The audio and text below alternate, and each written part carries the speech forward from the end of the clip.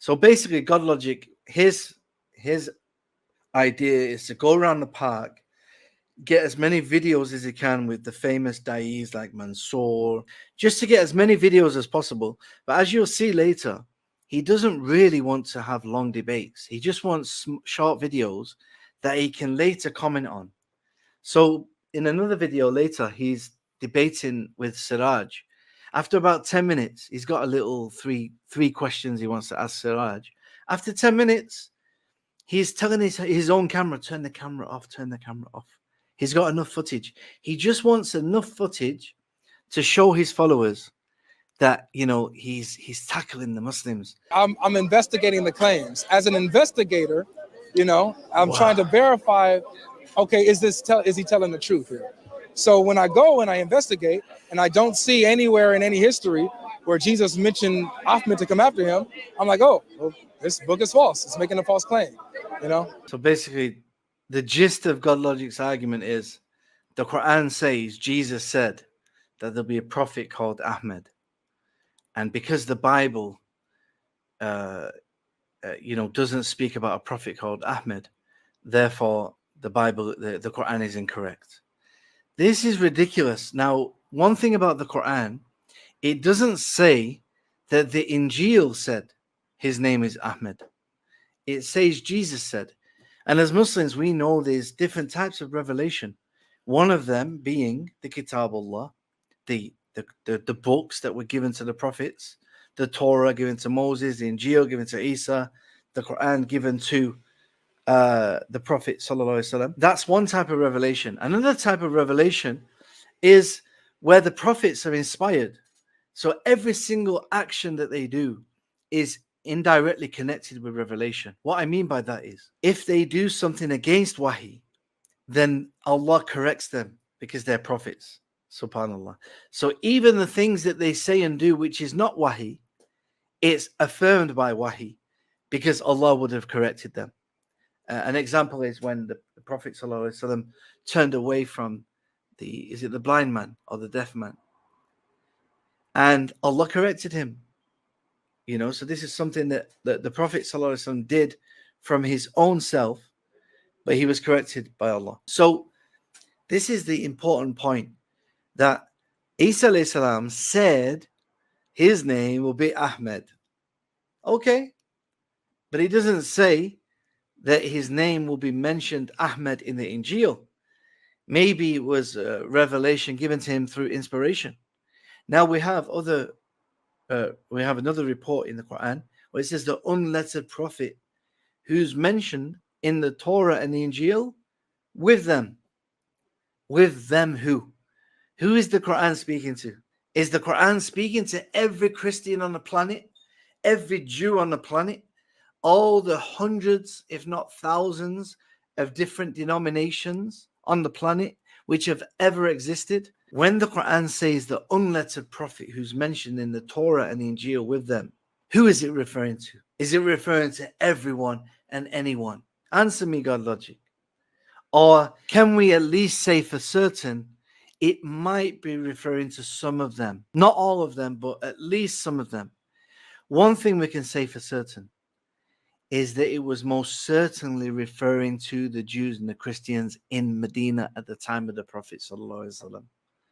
100%. Is it also referring to Bible-following Jews and Christians? Maybe. Maybe the unlettered prophet is mentioned in the Bible.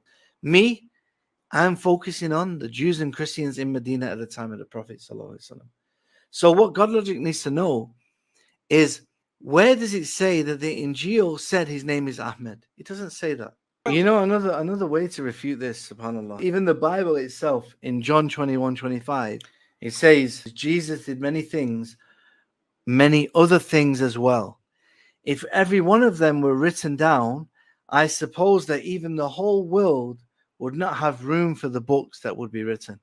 So subhanAllah, even in the Bible itself, it's saying that not everything Jesus said is written. Now, of course, from our perspective, the Injeel is not something, it's not the words of Jesus. It's not the words of Jesus. It's not the speech of Jesus. Of course, for us, if it is affirmed speech of Jesus, It's a type of wahi, but it's not the Injeel. The Injeel is the word of Allah.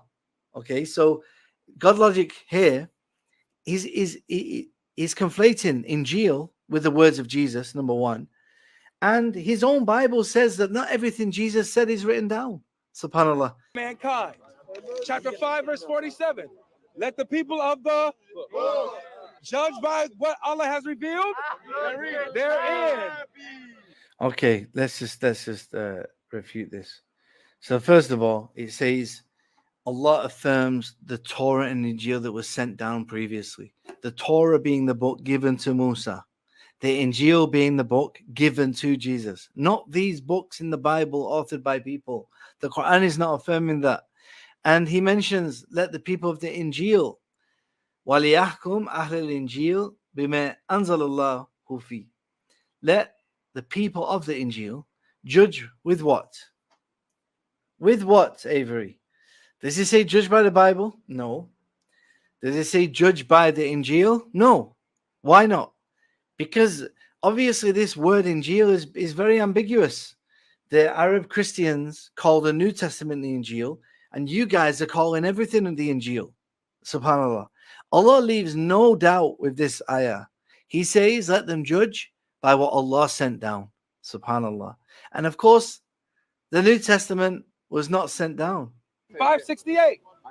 O people of the book, you have nothing to stand on unless you observe the Torah and the what? Injeel. And all that has been revealed. So not just that, but all the prophets, the Psalms, all the books. So he's saying now he's trying to claim everything. Forget about just the New Testament. He's trying to claim the Psalms, the Zabur. You know, sadly, this problem is partly due to the mistranslation of the Quran. Because the translation of the Quran, in most translations of the Quran, it translates Injeel to Gospel. And it translates Zabur to Psalms. And this is a problem. The Zabur is not the Psalms. The Psalms is a collection of 150 poems by different people. Some of them they attribute to David and Suleiman and different people, and Korah and Asif, and some of them are anonymous. This is not the Zabur. The Zabur is a kitab Allah given to Dawood.